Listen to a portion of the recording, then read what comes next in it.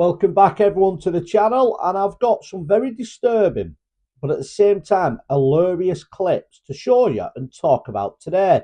So you've seen in the title that this is called Biased BBC and Woke LBC. So first of all, I want to show you a clip of just how biased the BBC are when it comes to their audience and when it comes to people like Donald Trump and Nigel Farage, when the audience is meant to be balanced on the popularity of political parties. Politically balanced, I should have said. So take a look at this first clip of the presenter asking the audience about Donald Trump. To ask, not necessarily in terms of Gaza, but in terms of other things that Donald Trump is doing. As I say, there's been a tsunami of announcements that come from Donald Trump just the last week. Can anyone here see any merit in what Trump is doing, in his approach to? Okay, yes, let's hear from you. Just when I hear the word bullying, I would just want to reflect on Scotland and Scotland's mental health. Nothing is getting done about that. Okay, I'm asking you about Trump. I totally take your point, but can we just stick with Trump just for a minute? Just let me hear that, and we may come back to that in a later question, if you'll forgive me. Anyone here who thinks there is some merit in what Donald Trump's doing? Yes, man at the back with the green shirt. I think that's the wrong question.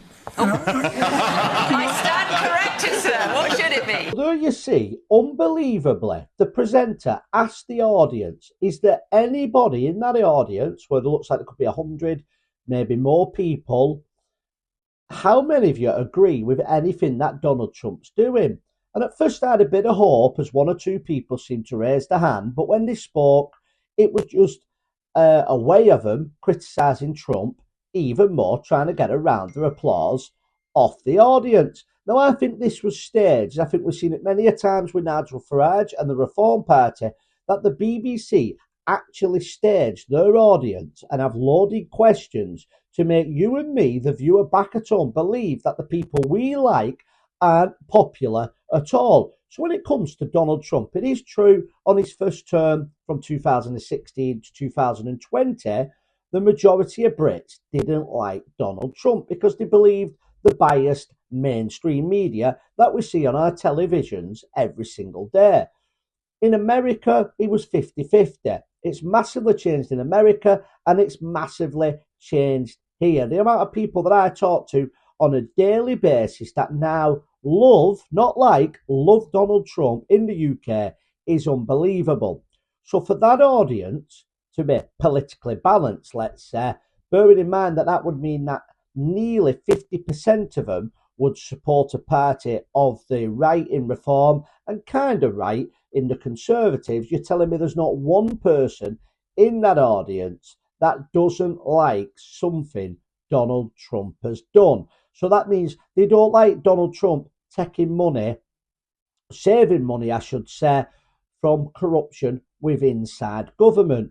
They don't like policies that put American people first, sending illegal criminals back. But let's be honest, if it's a BBC audience picked by them with a left-wing agenda, that's the results you'll get. But I think people are waking up to this. So that is quite disturbing. Now, the next clip I'm going to show you from the LBC is not only hilarious, it's very disturbing when you look into the mind of these presenters. But I don't want to spoil it before you've seen it. So take a look at this clip. Can see how the rhetoric might be attractive, but when you look at what they actually stand for, you are utterly disposable to them.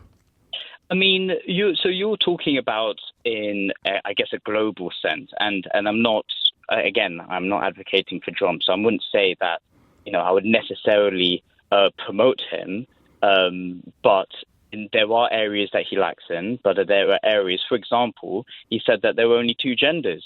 I agree with that. There were only two biological genders. He put that into play. He took the JFK file. Why is that so important to you? Why does somebody identifying as non-binary affect your life? I just feel the need, and I think scientifically, coming from a STEM background, I believe in two genders, and that biology is actually a real thing. But you know that there are biologists who have PhDs and beyond who will say that biology is more complex than that. And you know that there are indigenous populations who have acknowledged more than two genders for thousands of years and that were often forced to separate themselves into two genders because of colonial invaders. Yeah, I've done biology GCSE, and I'm pretty sure in the textbook it said that there were. Oh well, maybe. If you but not everything you learn at biology GCSE is true. There's two genders in the textbook, and one of them was male, and the other one was female. But Aaron, when you do science, as you know, when you get to A level, you learn that some of the things you learned at GCSE weren't true, or you were taught it in a reductive way. When you get to degree, you learn that some of the things that you learn at A level were reductive or not quite true, and so on and so forth. Which is why Absolutely. I listen to the experts. I agree with this. I agree, Natasha. I agree with this. I think at GCSE and A level, you learn about Newton's theory of gravity, but then you relearn at university that the general relativity theorem that Einstein developed is actually what gravity is. It's just. So there you see, Natasha Devon, the presenter on LBC, claimed repeatedly that some scientists say there are more than two genders.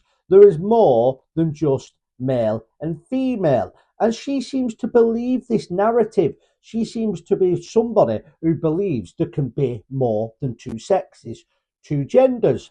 She even then goes on to tell the caller, who I think held themselves absolutely brilliantly, didn't get emotional, as probably I would and other callers do when you're faced with such idiocy as you get with the left wing. And he made a reference that, and I know what he was trying to say. He was trying to say, I remember studying biology at school and science, and there were only two genders. She then came back and said, but then when you do your A levels, you find out things you did on your GCSEs aren't true. And again, that is absolutely rubbish. They're going to elaborate on that fact and learn more about a subject. But is she seriously telling us that if you go to school, if you go to primary school and you do your science GCSEs and you find out there's male and female, that when you go to college, you're actually going to learn that there's more than two genders? Because she may be telling the truth. It seriously wouldn't surprise me at all in the education system we have in this country if they are indeed telling you that at college. But let's look into her theory. So if you can find a single scientist that says, and we know there's many out there, that claim there are more than two genders, that means that it's true. Well, he came back with a brilliant reply. He said, I could find a professor or a scientist who believes the world's flat. And obviously she laughed that one off. But what about this one? There are many scientists, professors, doctors out there who say that climate change isn't man-made, but they throw away that argument. But as soon as they can use the argument to justify this bizarre belief that they have that there is more than just male and female, then they'll cling on to such pathetic arguments. But I'm glad to say that it seems that wokeness is going out of the window in America. And if you look at history, we always follow what the Americans do in a few years. So hopefully we will end up with a reform UK government that has said it will make it official, as if it even should have to, that there are only two sexes created by God, which is male and female. And that should be the end of the discussion. But when the presenter was losing, so I finished that clip and then I carried on listening to it. And right as the video was turning off, she made a statement. She turned around and said to the listener, well, then you are right wing. And she put the phone down. So when she lost the argument, she actually called him far right. When she lost the argument, she claimed he was nothing more than far right, put the phone down because she couldn't win the argument. And that is what we're seeing since we've got a Keir Starmer government. Keir Starmer started this narrative that if anybody disagrees with their agenda, that person must be far right. And TV shows like or radio stations like LGBT, BBC, we now know that Sky News is going bankrupt. They're all gonna start coming to an end because the people who watch and listen are becoming less and less. The narratives that they're putting out there, people are finally waking up to them and getting the courage to speak out against them. And believe me, you are talking in the 90-something% that do not believe this nonsense that for too long mainstream have made everybody think that everybody else does. And if you don't believe it, you're far right. But let me know what you think about the biased BBC and Woke LBC. And please don't forget to subscribe to the channel to see more videos. And I'll see you on the next video.